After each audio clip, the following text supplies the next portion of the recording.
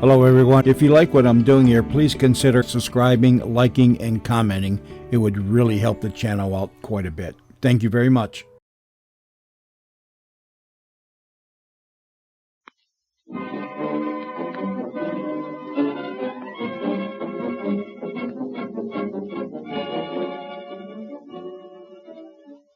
From the New York studios of the General Broadcasting Company, the American Theater of Radio presents The Wild West of 1933, a dramatic version of a story of similar character which will be published in next Sunday's issue of the American Weekly, the magazine which is distributed with all Hearst Sunday newspapers from coast to coast. The notorious Harlow gang of murderers and robbers has run into bad luck at last. Here's how it all happened.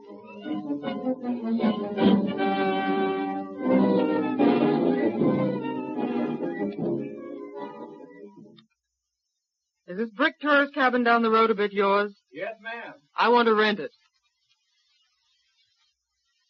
Interested in the cabin, ma'am? Certainly. Tourist? Well, maybe. Mighty fine cabin, ma'am. About the best there is on the highway. Double living quarters, 2 garages, modern plumbing, and fireplaces. Just you alone? I want to take the whole house.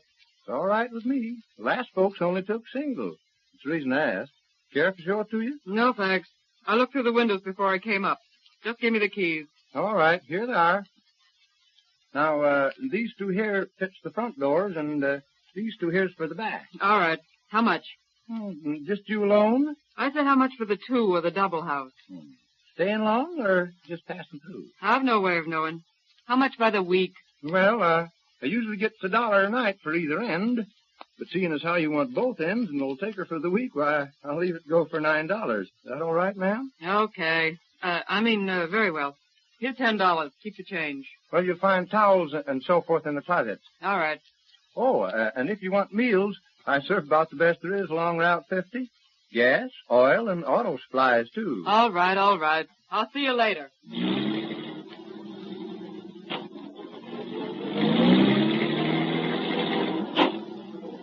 Wow. Kind of slick-looking gal, eh, Clark? Not bad, what I saw of her. Took the brick house, eh? Yeah. Not bad at $9 neither, considering how I only usually get 8. That's right. Say, that was the first out-of-state license that passed here today. Did you notice it? Well, I didn't pay much attention to the car. Too busy looking at the red-headed gal, eh, Mr. Hunter? Well, even us old fellas got a right to look, ain't we? I'll just bet she's a little spitfire once she gets started. Wouldn't be a bit surprised. Say, look at her drive that car of hers, will you? Yeah, look, it's right slap dab against the garage door. Didn't say who she was, did she? No, didn't make no mention, no. Just took the keys and drove off. She acts to me like one of the girls that's always been used to having her own way. Wouldn't be surprised. I wouldn't be surprised. Thing I can't figure out, though, is why she wants the double house if she's all alone, like she says. Oh, well, maybe she's expecting some folks to join her later. Maybe so, maybe so. I'll take a walk around there after dark and see what I can find out. Meantime, you better get busy cleaning up behind the counter there. Okay, Mr. Hunter, I'll do that right away.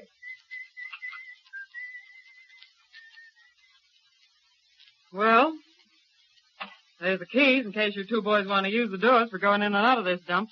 Did the old apple knocker ask any questions, kid? No more than you'd expect. I didn't give him much chance to ask many. Just told him I wanted to rent the joint, gave him the dough, took the keys, and beat it. And that baby stare of yours with the red hair and all must have knocked him for a loop. It worked, kid, it worked. Yeah, so I've noticed. Personally, if you ask me, I think it's a lot of plain foolishness for taking a place right alongside the highway like this. Well, what's the matter, Al? The noise of passing cars got on your tired nerves? Makes him homesick. He thinks he hears patrol wagons. Yeah, I guess I ain't the only one in the party, too, that gets the jitters every time a strange car shows up. A lot better off in a place like this than we would be stuck back in the sticks somewhere. We tried that and it didn't work. I'll say it didn't. I wish we had some of the stuff that we had to leave back there. You said it. Say you did well enough to get out with your skin altogether, let alone taking something with you. Well, in case of trouble, this little joint ought to be able to stand up pretty well. Lots of good, solid brick in the walls. Say, will you 2 lay off for a while? Why, what's the matter, honey? I get tired of hearing you squawking about what might happen. Can't you shut up about it and think of something else? Oh, now, honey, we didn't mean I'm the anything. one should be hollering. I've got to go out and put up a front for the gang. All you've got to do is take it easy. Eat 3 squares a day and enjoy life. Says you. Says me. Oh, now, don't let's get on to that again. You know, there ain't a chance of either Al nor me showing our mugs out in daylight, honey. Well, you're the only one that's got a chance. Okay, then quit talking about it. We're all set here and nobody knows where we are. We'll just lay low for a while and then move on after the excitement dies down. Swell, honey. Now everything's going to be all right, eh, Al? Maybe. But say, how about something to eat? I ain't had a square meal in so long that I wouldn't know how to act. Yeah? Well, that's where Katie has to do her stuff, I suppose. How do you mean? It's up to me to go out and rustle eats for you two. Russell? Say, we got plenty of dough, ain't we? Sure, we got plenty of dough, and for once, neither you nor Slim can spend any of it. Yeah. Giving you the breaks for once, honey. I get it. Well, what do you want to eat? Is this on the level, or are you just kidding? No fooling. What do you want to eat? Well, where you going to get it, hon? I don't want you running back into town for it. I'm not going back into town. The old bird I rented this shack from has a neat-looking little roadside stand. I'll get something to eat there. Okay, baby. Oh, you're a pretty swell girl at that. Think so, Slim? Sure do. You've been a good egg right along. Say, when do we eat? What do you want, Al? Well, I'll start out with a sirloin steak smothered with onions, French fried spuds, a bowl of clam chowder, corn on the cob, 2 slices apple pie with vanilla ice cream, a cup of coffee, and some olives. Okay, big boy. What do you want with your hamburger? Mustard or plain?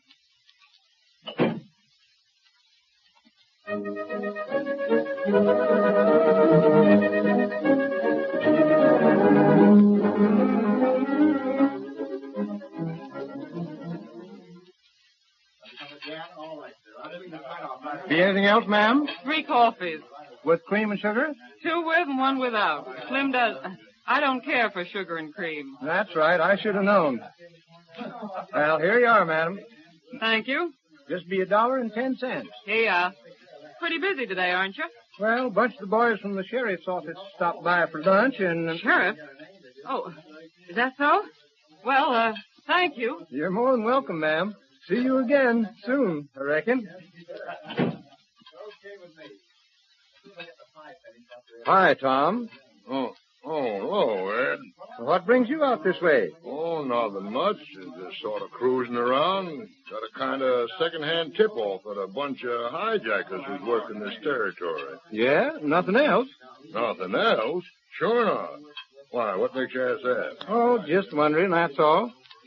Say, did you happen to notice that lady customer I just waited on, Tom? That cute little redhead in riding pants? I couldn't help but notice her, Ed. Especially the way you shined up to her. Who is she? Well, she's one of the Harlow gang. That's rich. Hey, now, wait a minute. Don't say nothing, Tom. Well, now, what makes you think she's one of the Harlow gang, Ed? Well, clues and suspicions, that's what. Oh. About 4 days ago, this redhead drove up to the stand here and said she wanted to rent the brick tourist cottage down the road there. Oh, nothing suspicious about that. No, wait. Give me a chance. Eat your pie there and listen. All right. Go ahead, Ed. Well, like I was saying, 4 days ago, she rented the cottage. I gave her the keys, and, of course, after she paid in advance. Well, of course. Well, I asked her if she wanted her double or single. And she said she'll take both ends. Well, like you know, Tom, she's a double cottage in Garage. Yeah, I know. I've seen it. Well, sir, like I said, I gave her the keys, and she drove away. Clark and me stood here and watched her drive right up to the cottage, unlock the front door of the south wing, and go in. Well, that's more ladylike than going through the chimney, isn't it? Quit your kidding, Tom. Now, like I said, we seen her open the door and go in, just like it was for the very first time. Oh, most likely. Why? No, it weren't. How do you know? Well, 'cause that evening along about sundown, she drives up here to the stand and she orders 3 suppers. For herself? No.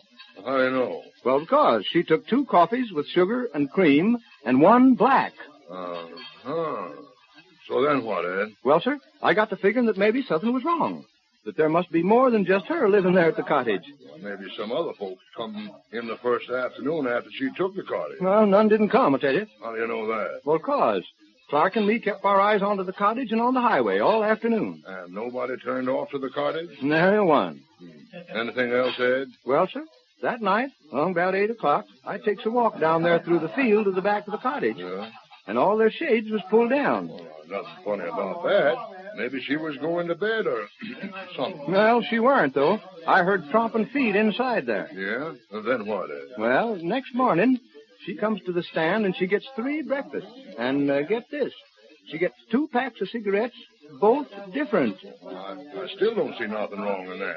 Maybe she's got a sick husband or something. Wants to be quiet, maybe. No, it ain't nothing of the kind. That's that Harlow gang a-hiding out. What makes you think so, Ed? Well, good land a-living. Ain't them suspicions and clues enough? Anyhow, I know that's them down there. Now, you want we should go down and take a look? Well, seeing as how you're the sheriff of this county, I'd say you should. All right, Ed. Guess the boys is all through eating. We'll take 'em ghost hunting to kind of shake down their lunches. You'll find them the lightest bunch of ghosts you ever seen.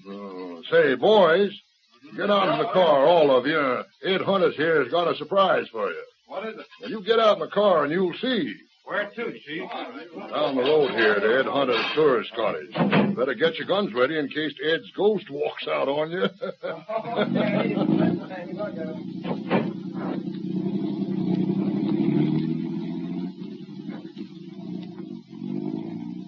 Hey, what's this? What's what? Here come your friends, the coppers from the lunch counter, kid. Oh, my God, has it come? Now keep your head, kid. Nothing's happened yet. I thought this was too good to last. Maybe they're going to go right on up the road and pass us by. Not a chance. Well, I guess we're sunk. Gee, everything going along swell, and now this comes up. What are you going to do, Slim? Give up? Not a chance, kid. Not a chance. Get the gats ready. Right, Get right, ready to sir. give it to him. Oh, my God.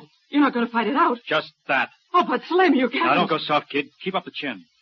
Grab yourself a rod and stand back. Okay. What's the plan, Slim? Well, we'll find out what they want. Try to stall them off. Yeah. And if that don't work, we'll make a break for it in the car. Open up. Open up in there. Let them have it, boys. Oh, they're pouring it into it, Slim. Let them have it back, Al. Come on. Get into the car. Oh, it's no good, Slim. They've got us. Come on, stick 'em up. Oh, Slim. Slim, honey. Did I get you? Did I get you? Oh, you rat. I'll get you for this. You take your hands off of me. You take your hands off of me. Oh, Slim. Slim. Take your hands off of me. I'll get you for this. That's that. Hey, is this Slim Harlow here? You know it is. You beast. You killed Looks him. like he's done his last job, all right. Take 'em I'll out, get you for boys. this. It's the last thing I ever do. I'll get you for this. Well, you old scab. Your hunch was right, Ed. Hunch? Clues and suspicions, that's what. Now, what clue did you have outside of the fact that these people here didn't seem to be acting like law-abiding citizens? Well, I just knew they was that Harlow gang, that's how. Well, how did you know? Well, Tom Simons, I'm kind of surprised at you. Being high sheriff and all. Don't you remember when this gang was run out of their last hiding place? Yeah? Huh? Remember how they had to leave so darn quick they couldn't take nothing with them but their guns? Uh-huh. Well, and remember that among other things, the police found in the house was a roll of undeveloped Kodak film? Oh, yeah, I remember. Well, sir, they had 'em printed, and the pictures that come out was of this here Slim Harlow, his brother, his girlfriend, and Kate Harlow out there. Yeah, I know. I remember all that, Well, Ed. maybe so, but the thing you forgot was that last June the American Weekly magazine runs all them pictures in the Sunday newspaper. Well, And you remember the faces, Ed, huh? No, sir, I didn't. But when that red-haired gal come in for her coffee the first time, like I told you, she always carried it back here to the cabin, so I had to put it into a container for her. And when I reached down for it under the counter, I seen right where that container was a-setting, while I seen her picture. Her picture, huh? Where? All right, slap dab in the middle of the page from the American Weekly that I used there for the paper from the shelves. That's where. Well, daggone. That sure is a coincidence, Ed. It ain't nothing of the sort. It's working on clues and suspicions.